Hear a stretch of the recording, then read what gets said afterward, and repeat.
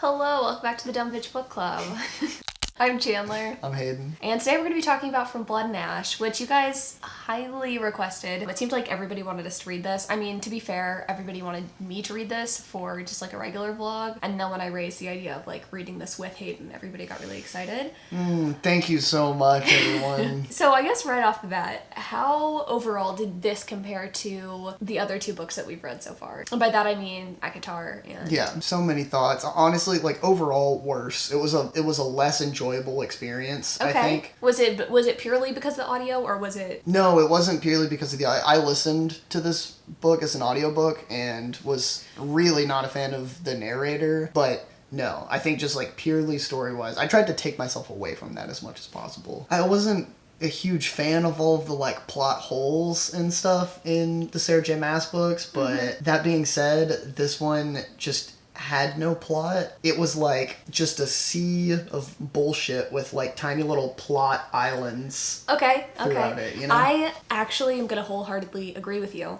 I, if you didn't know, gave this book 3 stars, whereas I gave those other 2 books that we read about 4. Out of 5. Oh, okay. I enjoyed the other ones. Like, sure, they don't have plot, but at least the No. romance was, like, linear. Yeah. In this story, Exactly. there's so much back and forth. I listened to this on audio the second time around just to see, because, you know, Hayden didn't like it. I was like, is this going to be really that bad? And I knew that I didn't really want to, like, read 600 pages again. This is 600 pages? I have never heard of such, like, so little happening in 600 pages before. I could not imagine that this book was 600 pages. Yeah. If I'm being honest with you. I mean, and that's the thing. I just feel like it was ambitious in what she was trying to do. I just don't think she really accomplished what she set out to do, which is to create this like high fantasy setting with a romance. I think she definitely wanted to do the whole Sarah J. Maas thing, have a really heavy romance, and go even farther, and she definitely did. I think there were definitely more sex scenes in this, but beyond that, I don't know, like it didn't do it for me, and I didn't feel like the relationship development made any fucking sense, so it wasn't successful in the romance regard. And then when it comes to the actual fantasy, there was so much info dumping done, and it wasn't even clever in the ways in which it was done. Like there was a scene pretty early on where we get this like priestess who's like reading the oral history of of the kingdom, or we get Hawke saying like everything you know is not true after he captures her, and it's just like, I don't know, I really have grown to appreciate the kind of more clever ways in which people are able to infuse, you know, here's the world, here's what's happening in a story, and this is just not, I mean, it's not clever, let's be honest. Yeah, and also a thought that I have, or like an opinion of mine that I don't know if you agree. I much prefer the like archetype of the girl in the books, in the Sarah J. Maas books, of like girl who is quote unquote nobody, you know, and then becomes special, as opposed to a book about like the chosen person. Yeah, having what I mean? the Like chosen one, you have to play with that in a way that's interesting and not been done before, and this felt so archetypical, stereotypical. Like she already knows that she's the chosen one, like when we start the book, you know, it's like it's uninteresting, and none of the things that happen to her as a result of her being the chosen one are interesting or surprising. Yes, exactly. And the only thing that her being the chosen one means for this book is that she has no autonomy, is the most sheltered person of all time. And honestly, that just makes for an even more boring story. Yeah, I agree. I was noticing so much this time reading it at how sheltered and naive she was, and how unwilling she was to kind of accept the things that she's told. But before we kind of get more into that, let's go from the beginning and talk about what this book is about, kind of go through plot points, and we can so give our thoughts and feelings. So you mean like we talk about like the first page, and then we talk about a point like 2/3 of the way into the book, and then we talk about the very end of the book? Are those the 3 like plot points you're talking about? You know, I took notes as I was going, and that was the thing. I was noticing so much more trying to come at this from a notes perspective. Like there wasn't much to put down. Yeah, I wrote a couple of notes, and then I ended up not even bringing them out here because I just had so many more just pure thoughts about the book than I had any kind of notes to take. I was like, I'm not gonna forget this. An interesting experience. Okay, so we open up the book with our main character Poppy, and I believe in the opening scene she's sneaking out of the castle to go to this den of iniquity, the Red Pearl. She wants to kind of see what's out there, and we find out pretty quickly that in her regular life she is this maiden, which essentially means that she has to be sheltered, and her, I guess, eventual role is going to be to like preside over ceremonies of some sort. Yeah, they don't make that clear at all. No, it's very unclear, but you kind of get that vibe. Like she's gonna play a part in some way at some point, and she doesn't like what she is, Yeah, and being like, asked to do. She's gotta wear like a mask or like a veil at all times. Like no one knows what she looks like, kind of thing, except for like, I don't know, 2 or 3 people. 2 or 3 people, and we find all of this out very early on. And I think, again, here's another great example of info dumping. Let's get our character who hates her life to go somewhere else, and we can really see how much she hates her actual life. Yeah. So she goes to this like gambling den, place of sex work as well, and she comes across this guy who she sees kind of across the room, and she is trying to hide from someone eventually. Someone else besides this guy that she's seen,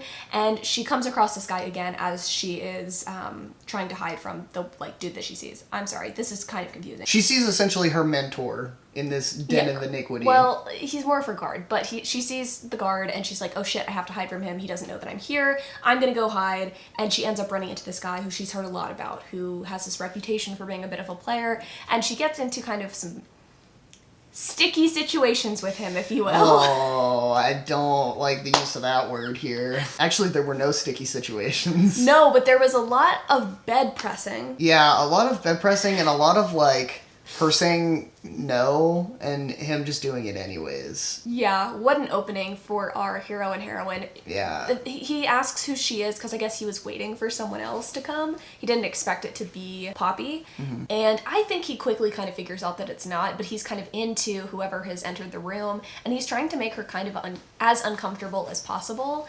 He's like pressing her into the bed. They start making out. There's this sort of like chemistry between them, which I'm not really understanding because she never really reveals her face to him. Yeah, well, what do you mean by that? During this encounter, he never sees her face. That's the whole point of like... Yeah, a spoiler alert. We find out later he knows exactly who she was the whole time, and he was inside that room on purpose. Well... And she was led to that room. Sure. So, and I think she's just in because she's never had any like physical contact in her entire life.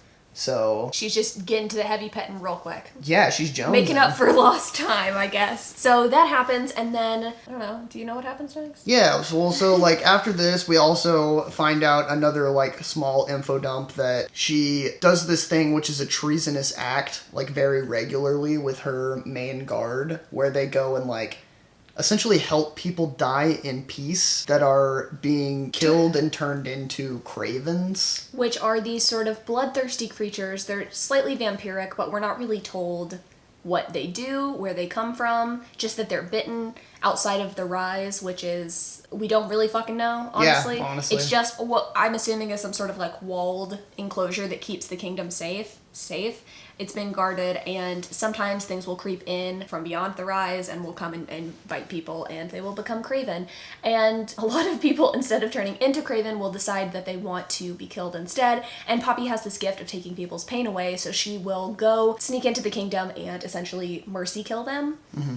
So... Because we also find out that she can, like, feel people's pain and, like, take their pain away, kind of thing, with her mind or some magic power. It's another thing that they just throw at us, and they're like, yeah, here's this. Oh, okay. Actually, I do have written here that apparently the Craven are made by Atlanteans and controlled by the Dark Line.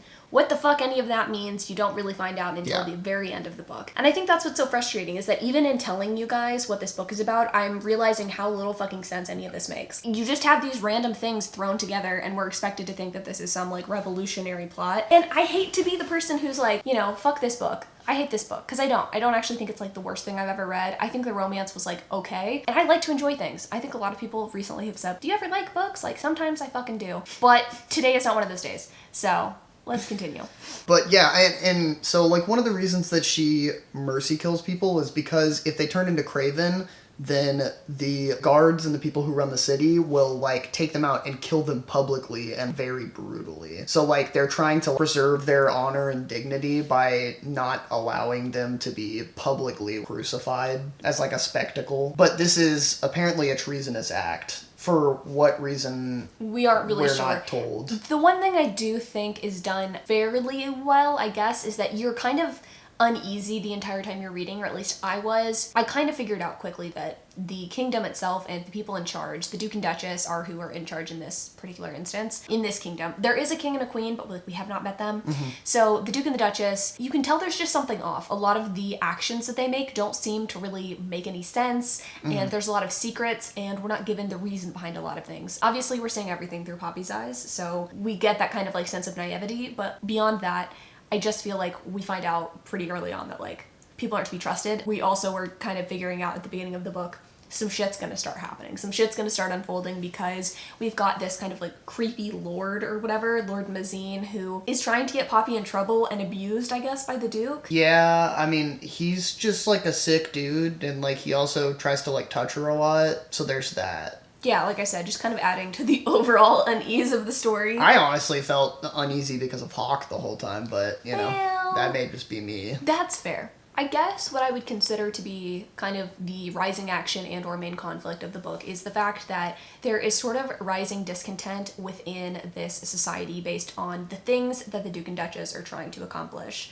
We find out pretty early on that the gods essentially are the ones in charge and that they're the ones that are asking for certain things to be put in place. So we find out that there's supposed to be this ascension ceremony, this rite that is supposed to be taken place, and you are giving up your third sons and daughters to be sacrificed to the gods. And they're not supposed to die, apparently, wink wink, but they are supposed to enter temples and start serving the gods, and this ceremony is something that's going to help them do that. It's interesting too because I don't think that the third sons and daughters, they're not technically actually going to be ascended. There's other people who are going to be ascended. Yeah. And like, this is just another thing that they just throw at you and, like, without much explanation, is that there are some people that are ascended. And they have some sort of immortality, I suppose. Yeah. That's pretty much all we're given for them. Like, we don't really get any more context. I don't get what, like, purpose they serve, or how they become ascended, or what it really even means to become ascended, and why they become ascended. What I don't understand either is why Poppy is not really told what they are. And there are details later on that make sense as to why they're being held back, but I don't think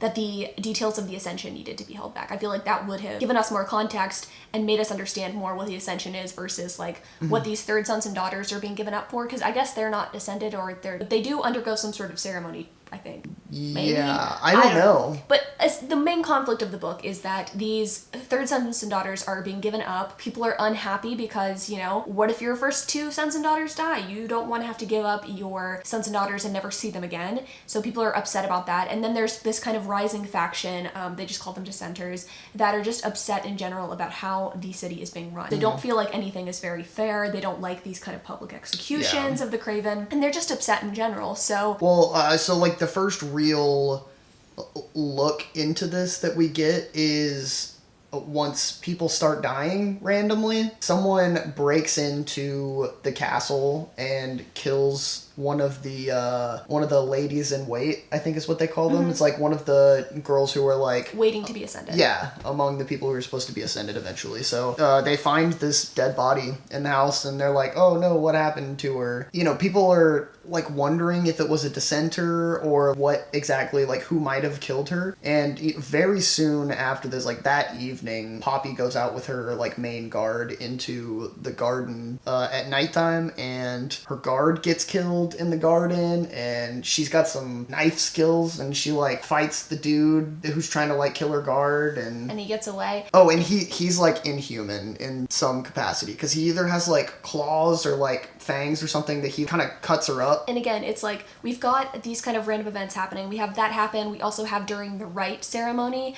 the Duke ends up being essentially crucified, I think. He ends up like pinned to the wall, and we find out later, oh my god, he's dead. And again, it's like we have all of these sort of like seemingly random random things that happen. We also have these things that the dissenters are pissed off about. We don't know how they're related, if they're related, and so it's just a bunch of what the fuck's going on. Yeah. That's honestly the long and short of the majority of the bulk of the book. Of the plot. Yeah, the only plot that there is, pretty much. The only other thing that I would say is pretty important that happens quite early on, kind of near the first third of the book, is that Hawke is assigned as Poppy's guard, and she is kind of freaked out about this because, you know, she had this encounter with him at the Red Pearl. She doesn't want him to know that she is like a bad girl and that she snuck out. She doesn't want any of this to get out to the Duke or Lord Mazine. She doesn't want to be, you know, punished for this. Yeah. So Hawke is assigned as her guard, and we find out pretty quickly that he does know who she is and that he is into her. There's multiple heavy petting makeout scenes in this like early part of the book where she's ignorant and she thinks that he is just this guard. And eventually, you know, as all of these other things unfold, as these deaths occur, as, you know, these dissenters are getting upset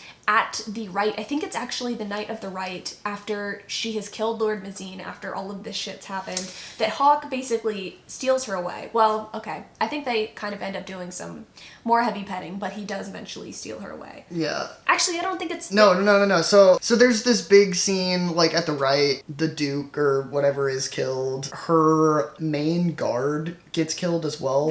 Victor. Her, like, old friend, the guy who taught her to fight and stuff, gets killed. And then Lord Mazine decides to, like, mouth off about, oh, man, I guess he should have been a better guard or some shit like that. And she, like, murders him in cold blood. She, like slices his brutally. arms and legs off and then decapitates him or some shit like that. And then she doesn't get in trouble for it. And then you find out that the Duchess knew that he was a dickhead and also that the Duke would, like, beat her all the time and stuff like that. And she's kind of just like, sometimes you just kind of have to roll with it. And she says that the Queen has requested that Poppy come to the capital. Yeah. That's what we find out. That night, she ends up getting very intimate with Hawke because he's really into the fact that she's a murderer, which, you know, guess more power to ya.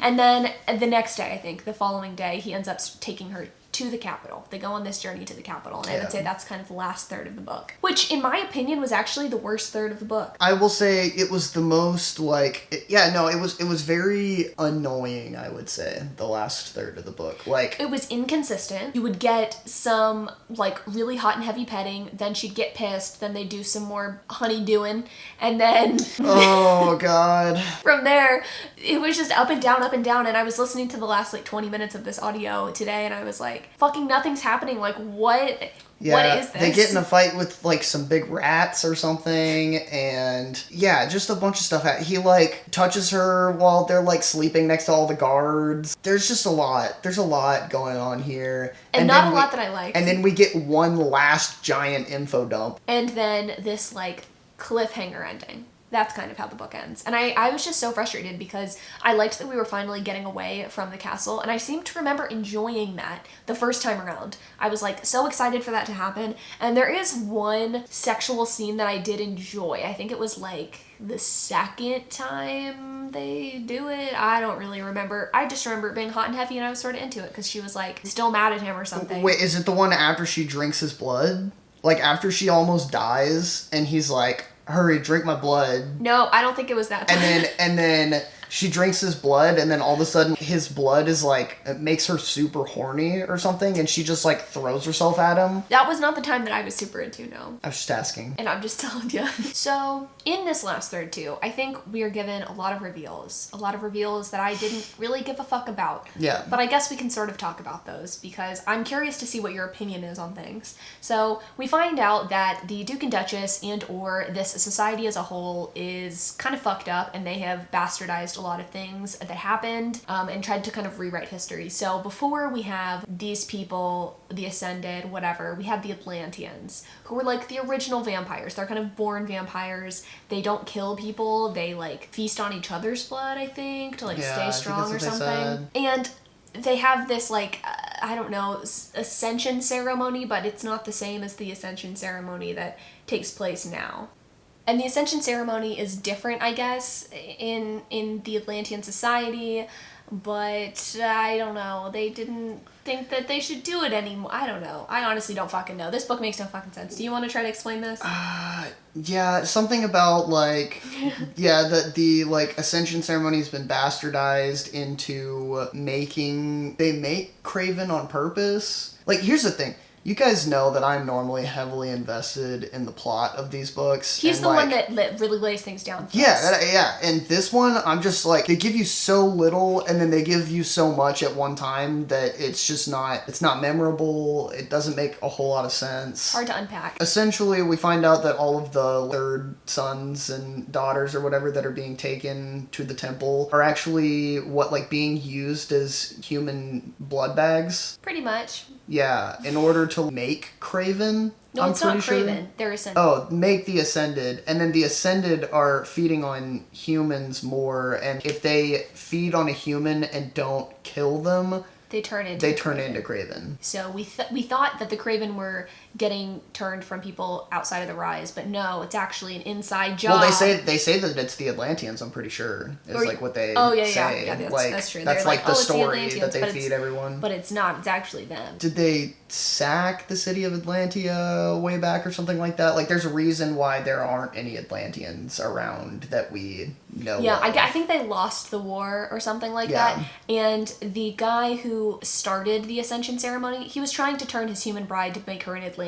That's how all of this ritual came to be. They end up going into hiding, and I think those people are the current day Atlanteans. I could be wrong, but essentially I think the Atlanteans are just in hiding, and they're just waiting for the moment to I don't know. Yeah, and then another big info dump. We find out Hawk is an Atlantean. Oh no! Not only is he an Atlantean, he's a Dark One. He's the Dark One. He's the Dark One. The Dark One. And we find out that the King and Queen kidnapped his brother. Originally, he kidnaps Poppy so that he can try to use her as ransom to get his brother back from the King and Queen. And so he actually is going to take her to the royal capital or whatever in order to try to make that trade. And then he falls in love with her along the way. I swear it was just a job when it started, but...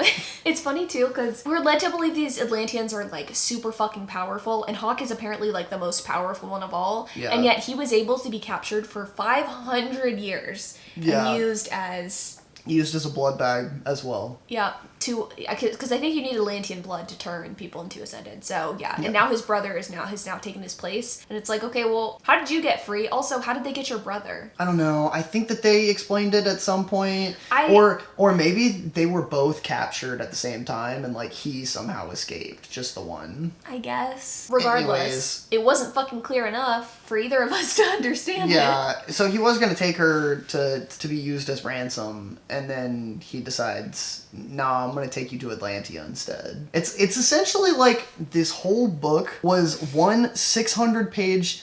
that could have been in 20 pages, the amount of plot. Yep. Was 600-page info dump for, the next book in the series. Mm-hmm. Is there a next book in the series? Did this just come out? There's the second one's out, and unfortunately I have to read that next week. Oh, well, I'm not going to be joining you on that. I just want you to know. I don't want you to. Good. Because I love you.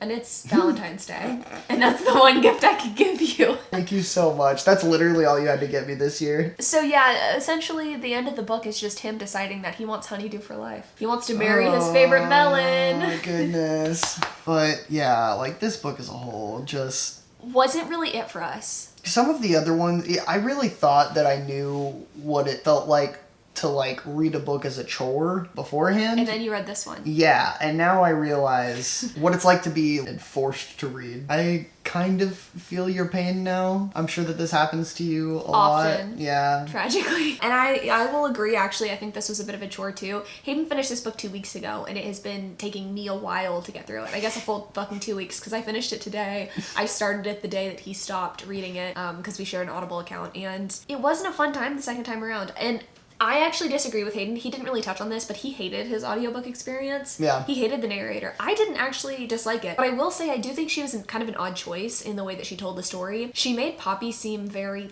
modern almost. She made this, the audio narration didn't go with the vibe of the book, if that makes sense. Though I didn't think it was, horrible. I don't think she did a terrible job. I just, didn't love it. Mine, I always make fun of her for how fast she always listens to audiobooks at, 2.5 times speed or something like that. This was the first time where I understood the necessity. I started listening to it and I listened to it for maybe an hour, and then I bumped it up to 2 times speed. My life was so much better after that, purely just because I knew that it would only take half as long.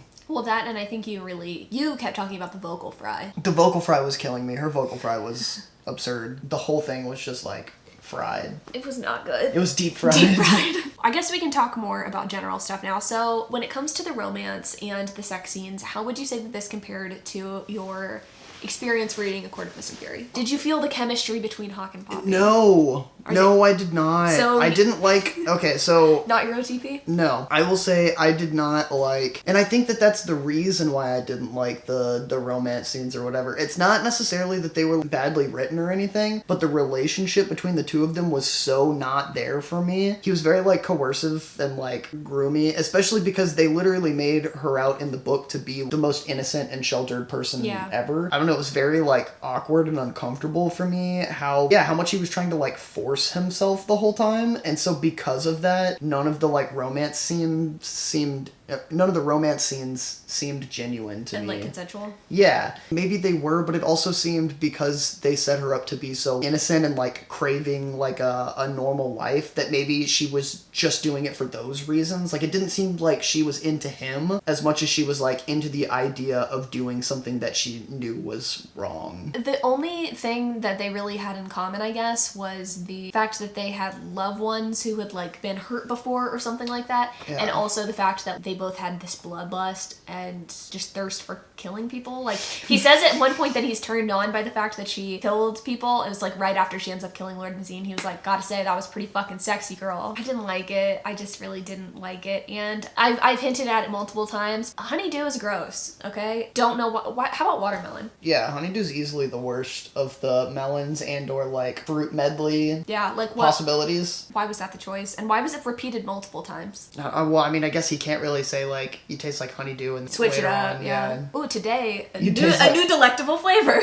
You taste like zucchini. Just a raw zucchini. I would honestly rather someone tell me I tasted like raw zucchini. Really? Yeah. I guess it's fair. Yeah, honeydew's kind of bitter. But yeah, because of those reasons, like, I guess I preferred the romance in the other books. Yeah, I felt like there was more lead up there, and at least more like genuine interaction. I feel like Poppy was in her head a lot during this book. Yes. I mean, there was some interaction between her and Hawk. It wasn't like completely out of left field that they started kind of doing things, but it felt like more of this like raw, animalistic sort of tension rather than, oh, okay, like I understand you for who you are. Whereas I think like Reese and Farah, I like understood that more. Here, I didn't really understand it. And maybe that's something that's going to develop in the other books. I have read a little bit of Kingdom of Flesh and Fire, which is the second book, and it does have a little bit more development, sort of. But I also feel like the characters in that book completely change. I feel like Hawk is a completely different and more cold and violent person. And it's strange to read that after reading this, where he's like trying to be like kind of cold kind towards of charming. her. Yeah, but he's like mostly charming and mostly very into her. And he's like, he also doesn't say very many things that are like serious in this book. Like, Yeah, most of the he's just things kind that of he like- said are kind of like just trying to be flirty. And in the second book, that's not really like that, at least from what I can tell. So yeah, curious to see where things go, I guess.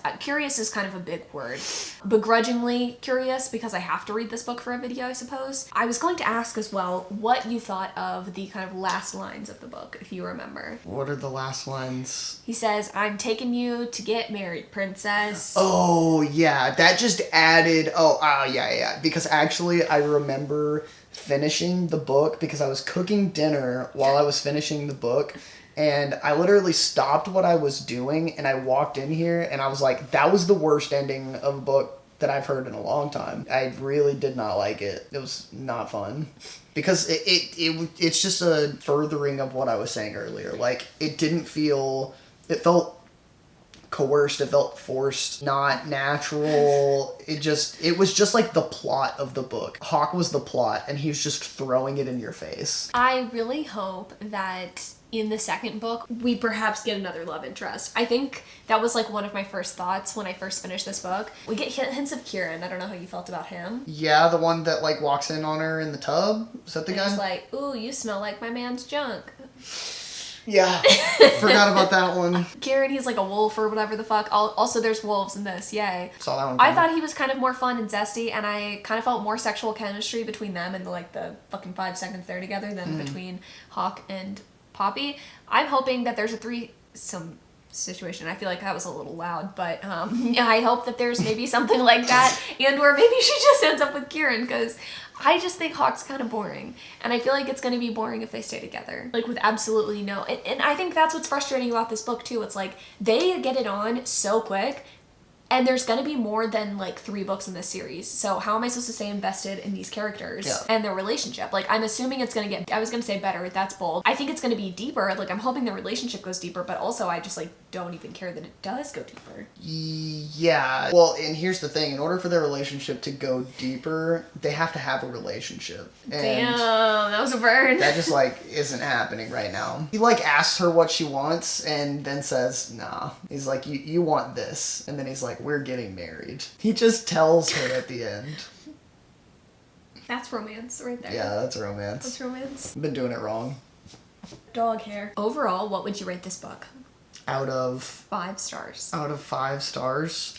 Classic Goodreads rating. I might revise my rating, to be honest. I haven't read a worse one this year, so. Wow. You haven't really read that many books this year, though, so I don't know. I haven't read that many, you're right. I would say, for me personally, somewhere in like 1.5 to 2 star range. I don't really know how to rate books that well. I think but like, I would probably say 2.5 for me. Like, this is not the worst thing I've ever read. I understand why people enjoy this, but I was just unfortunately unable to overlook some of the things that happened in this book. It was not well plotted, let's be completely honest. It just wasn't. Like, I wanted it to be, and I wanted to just be able to like sit back and relax and like enjoy it like everybody else did. And I really went into it, for at least for the first time, feeling that way. This time I went in with an even more critical eye, and I think like it just ruined any enjoyment I would have. I'm sorry, because that's probably my fault. That being said, no, it wasn't. It wasn't your fault. I knew that I needed to be critical if we were going to do a video like this. Yeah, I guess so. But I also read it before you, and I was like critical to your face the whole time. Yeah, so. But that being said, I'm trying to go into the sequel with an open mind. It's already a lot different than the first book, so I'm hoping that like maybe things will turn around. A lot of people have said that it's like even better than the first book, and while I didn't think the first book was good, maybe the second one will be okay. I have fingers fucking crossed. I also have to read a Sarah J Maas book for that video, so she's putting out another like a quart of blah blah blah. Comes out on Tuesday. Honestly, I feel like you could probably enjoy that one more. Like I will. The world building was a lot better. It's about your favorite Nesta. No one's favorite. Nesta's the same as Honeydew in this situation. Bitter? Just no one's favorite. It's the one that's left over in the bottom of the bowl after all the other fruit has been picked. I like her better than Elaine. I don't remember which one's fucking which. Nesta's the one that's got some bite to her. Elaine's the one that's just sort of like there. Yeah, I guess, but Nesta's got a bite to her for no reason. Like, they don't... Maybe they do in the later books or whatever, but the ones that I read, there was no purpose to her bite. That was just, like, her. That was to give her a personality. They were like, she's kind of a bitch. Maybe that's why I like her so much. Maybe. But anyway, I'm reading that one. Oh, what other book am I reading for that video? Blood and Honey, which is also going to be shit. Not looking forward to that. You have no idea what that is. Honestly, I'm not gonna make you read Serpent and Dove. You're welcome. I don't know what that means, but you guys can let me know how lucky I am. I think that's pretty much all I have to say about this book. And obviously, it wasn't a whole lot that I had to say. I don't know if you have any last remarks that you would like to make. No, it's just like, you know, I also feel the same as you. Like, I don't want to just, like, shit on this book. I mean, the fact of the matter is, like, this is probably going to be the shortest one of these that we've made. And I think that says a lot. Like, I've been able to... At least we could, like, have some commentary, have some conversation. This book just doesn't spark conversation. Yeah, this book, like, the other ones I was able to, even though, you know, I didn't necessarily, like, enjoy them, or they wouldn't have been books that I would have preferred to read. Yeah, it's like they still drew me in enough where I finished the book and I wasn't like begging for it to be over. You know, by the time I was like getting towards the end, I was like, okay, yeah, like this wasn't my favorite, but like the world building was okay. Like the romance wasn't terrible. This one just didn't really give me either of those. And I don't know which one of them. I'm assuming the romance is supposed to be the purpose of these books. Yeah. But like, I would say so.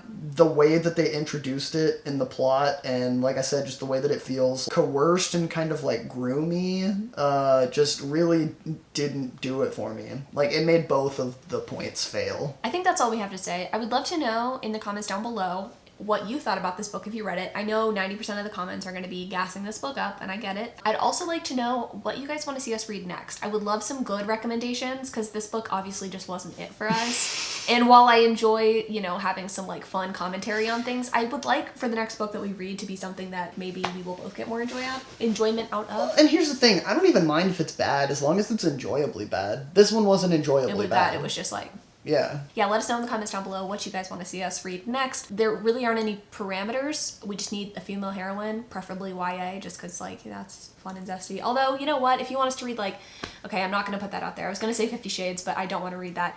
If you want us to read an adult romance, too, you could also put that in the comments. So just let us know what you want us to see, what you want us to... Wow, I can't... Let me know what you want us to read next. And I hope you guys have a sexy honeydew-filled Valentine's Day.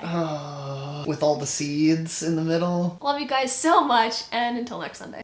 Macedonia is within the rise, which protects people from ? It's just so true. Really wish we did this like 2 weeks ago. Oh my god. Shut up. I was fired up about it at the time. All the passion's dead. Kind of like a relationship? Yeah, I was gonna say, I'm sure you're familiar with that. I got a foot cramp. Oh, that one hurt. These are fresh socks. Like, I don't see how it would be my feet. Okay. Whatever you say.